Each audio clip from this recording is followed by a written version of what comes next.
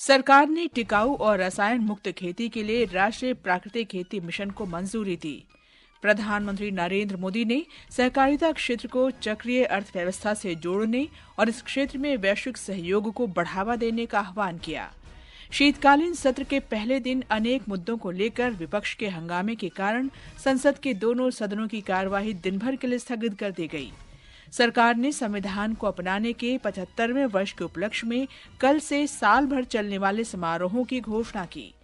विदेश मंत्री एस जयशंकर ने पश्चिम एशिया की स्थिति पर चिंता प्रकट की। कहा, भारत आतंकवाद तथा बंधक बनाने की घटना की निंदा करता है। प्रसार भारती, रेलटेल और प्लेबॉक्स टीवी ने रेलवायर ब्रॉडबैंड पर किफायती फ्रीडम प्लान का शुभारंभ किया और पर्थ में बॉर्डर गावस्कर ट्रॉफी के पहले क्रिकेट टेस्ट मैच में भारत ने ऑस्ट्रेलिया पर 295 रन की ऐतिहासिक जीत दर्ज की। समाचार संध्या के साथ मैं कनकलता। केंद्रीय मंत्रिमंडल ने ग्रामीण कृषि पर राष्ट्रीय मिशन पर अपनी सहमति दे दी है। नई दिल्ली में आज शाम मंत्रिमंडल की बैठक के बाद मीडिया को जानकारी देते हुए केंद्रीय मंत्री अश्विनी वैष्णव ने कहा कि इस मिशन का उद्देश्य रसायन मुक्त और सतत कृषि के लिए प्राकृतिक कृषि को पुनर्जीवित करना है। उन्होंने इस निर्णय को महत्वपूर्ण बताते हुए किसानों के लिए इसे लाभकारी बताया। प्रधानमंत्री नरेंद्र मोदी ने सहकारिता क्षेत्र को जलवायु अनुकूल बनाने के महत्व पर बल दिया है।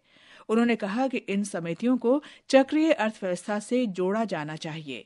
श्री मोदी ने कहा कि सहकारी क्षेत्र विशेषकर ग्लोबल साउथ के देशों को विकास हासिल करने में सहायक हो सकता है। नई दिल्ली के भारत मंडपम में आईसीए वैश्विक सहकारी सम्मेलन का उद्घाटन करते हुए श्री मोदी ने सहकारी क्षेत्र में स्टार्टअप्स को बढ़ावा देने की जरूरत पर जोर दिया। भारत आज सबसे तेजी से विकसित होने वाली इकोनॉमी है। हमारा मकसद हाई जीडीपी ग्रोथ के साथ साथ इसका लाभ गरीब से गरीब तक पहुंचाने का भी है। दुनिया के लिए जरूरी है कि ग्रोथ को ह्यूमन सेंट्रिक नजरिए से देखें। भारत का ये लक्ष्य रहा है कि देश में हो या फिर ग्लोबली, हमारे हर काम में ह्यूमन सेंट्रिक भाव ही प्रबल हो। प्रधानमंत्री ने कहा कि सहकारी बैंकों को सशक्त बनाने और सरकार में लोगों का विश्वास बढ़ाने के लिए कई सुधार किए गए हैं। भारत में इस समय हम कोऑपरेटिव मूवमेंट का नया विस्तार दे रहे हैं। मुझे पूरा विश्वास है इस कॉन्फ्रेंस के माध्यम से भारत की फ्यूचर कोऑपरेटिव जर्नी के लिए जरूरी इंसाइट मिलेगी और साथ ही भारत के अनुभवों से ग्लोबल कोऑपरेटिव मूवमेंट को भी 21वीं सेंचुरी के नए टूल्स मिलेंगे, नई स्पिरिट मिलेगी। इस अवसर पर सहकारिता मंत्री अमित शाह ने कहा कि सहकारी क्षेत्र को सशक्त बनाने के लिए पिछले 3 वर्ष में सरकार ने कई कदम उठाए हैं। इस कारण भारत सहकारी क्षेत्र में एक विश्व मित्र के रूप में उभर कर सामने आया है। सहकारिता आंदोलन का एक प्रकार से पूरा पुनर्गठन हुआ है और नया जोश भरने का काम हुआ है। 2 लाख नए पैक्स के माध्यम से 3 साल के बाद एक भी गांव ऐसा नहीं होगा जहां प्राइमरी एग्रीकल्चर सोसाइटी नहीं हो। 3 नई सहकारिता की कोऑपरेटिव राष्ट्रीय स्तर पर बनाई है, जिससे भारत का किसान न केवल देश, दुनिया भर के बाजार तक अपनी रीच को बढ़ाएगा। इस कार्यक्रम में भागीदारी कर रहे भूटान के प्रधानमंत्री दाशो शेरिंग तोब्गे ने कहा कि सहकारी समितियों ने इन वर्षों में उल्लेखनीय सफलता हासिल की है। उन्होंने कहा कि सहकारिता क्षेत्र ने आर्थिक समावेशन को बढ़ावा देते हुए और स्थानीय अर्थव्यवस्थाओं को प्रोत्साहित करके लाखों लोगों को आवश्यक सेवाएं प्रदान करके उन्हें सशक्त बनाया है। श्री तोब्गे ने कहा कि सहकारी समितियों ने विशेषकर गरीबों को निर्धनता से मुक्ति दिलाई है। We come together to celebrate not just the cooperative movement, but the profound impact it has had on communities around the world, especially in uplifting the marginalized and fostering sustainable economic growth. इस अवसर पर प्रधानमंत्री मोदी ने अंतर्राष्ट्रीय सहकारी वर्ष 2025 पर एक स्मारक डाक टिकट भी जारी किया। इस सम्मेलन में फिजी के उप प्रधानमंत्री मनोवा कामिकामिका भी शामिल हुए। अंतर्राष्ट्रीय सहकारी गठबंधन ICA के 130 साल के इतिहास में भारत में पहली बार वैश्विक सहकारिता सम्मेलन और महासभा का आयोजन किया जा रहा है। ये समाचार हमारी वेबसाइट www.newsonair.gov.in और हमारे न्यूज ऑन एआईआर ऐप पर भी उपलब्ध हैं।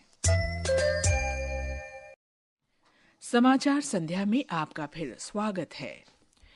संसद के दोनों सदनों की कार्यवाही एक विशेष कारोबारी समूह पर रिश्वत के आरोपों और अन्य मुद्दों को लेकर विपक्ष के हंगामे के कारण दिन भर के लिए स्थगित कर दी गई।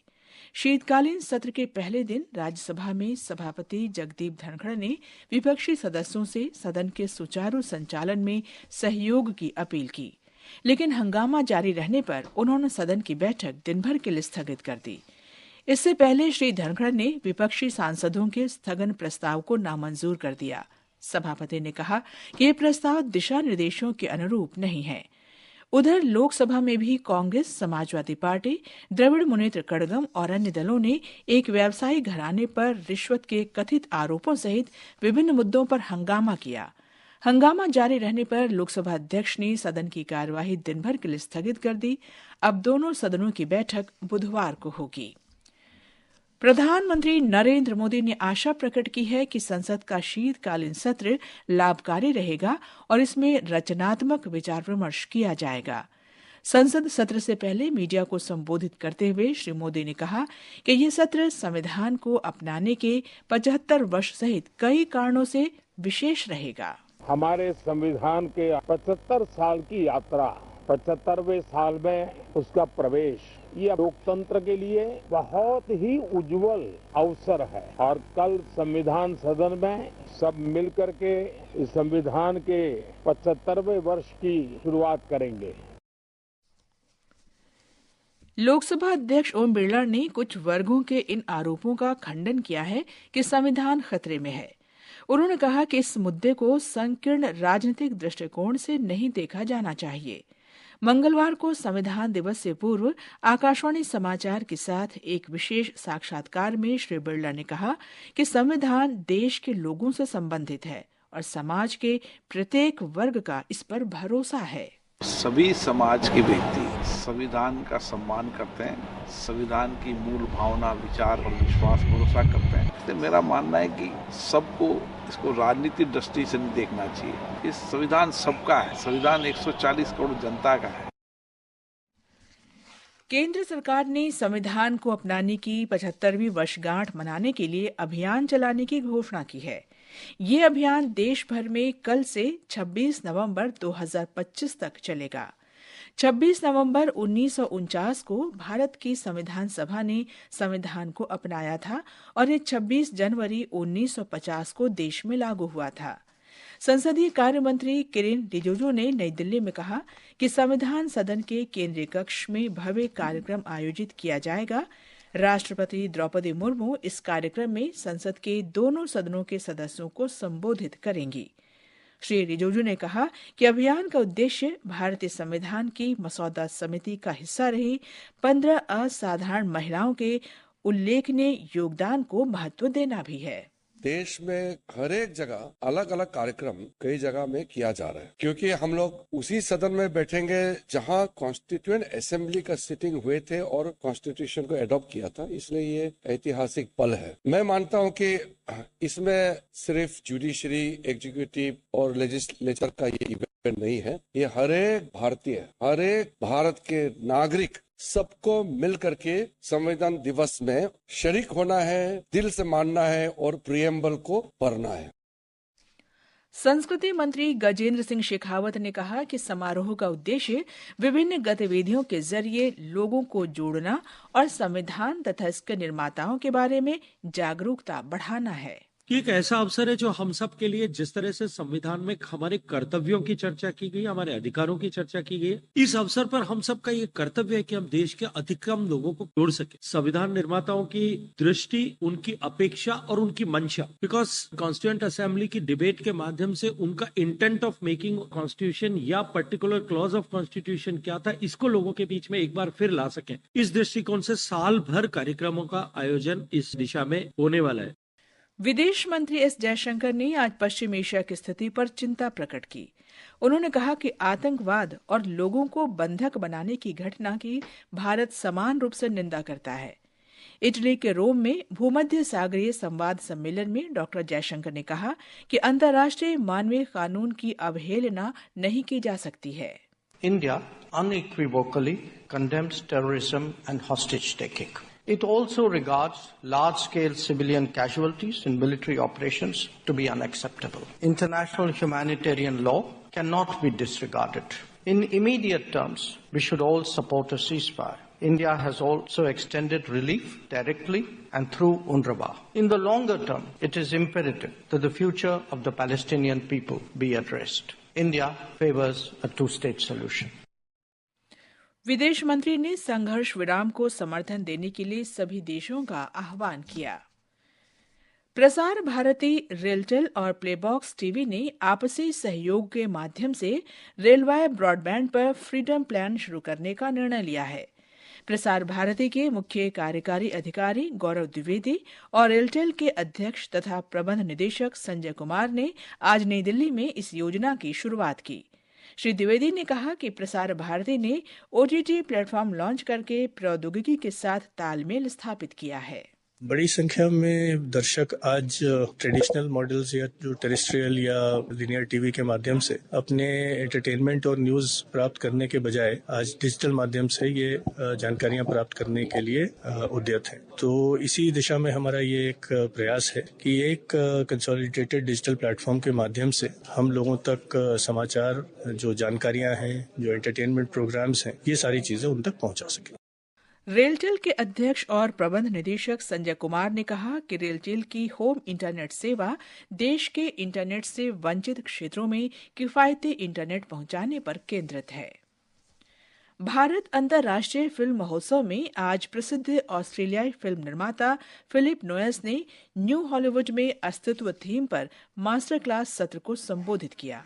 ब्यौरा हमारे संवाददाता से। भारतीय अंतर्राष्ट्रीय फिल्म महोत्सव के 5वें दिन आज शाम मास्टर क्लास में बॉलीवुड अभिनेत्री कृति सेनन ने empowering the change, women leading the way in cinema विषय पर बात की। फिल्म प्रदर्शनी की बात करें तो आज महोत्सव में कुल मिलाकर लगभग 75 फिल्में दिखाई जा रही हैं, जिनमें आर्टिकल 370 और अंडर द ग्रे स्काई शामिल है। आज पैनोरामा फिल्मों की प्रदर्शनी में रीजनल फिल्मों और स्थानीय कहानियों का बोलबाला रहा। फिल्म प्रदर्शनी में कन्नड़ फिल्म केरे बेटे, बंगाली फिल्म भूतपोरी और मलयालम फिल्म मंजुमल बॉयज शामिल थी। इन आयोजनों के अलावा फिएस्टा में देश विदेश से आए डेलीगेट्स और सिने प्रेमियों की भीड़ उमड़ रही है। आकाशवाणी समाचार के लिए दुर्गेश भदौरिया के साथ ओमवेश उपाध्याय।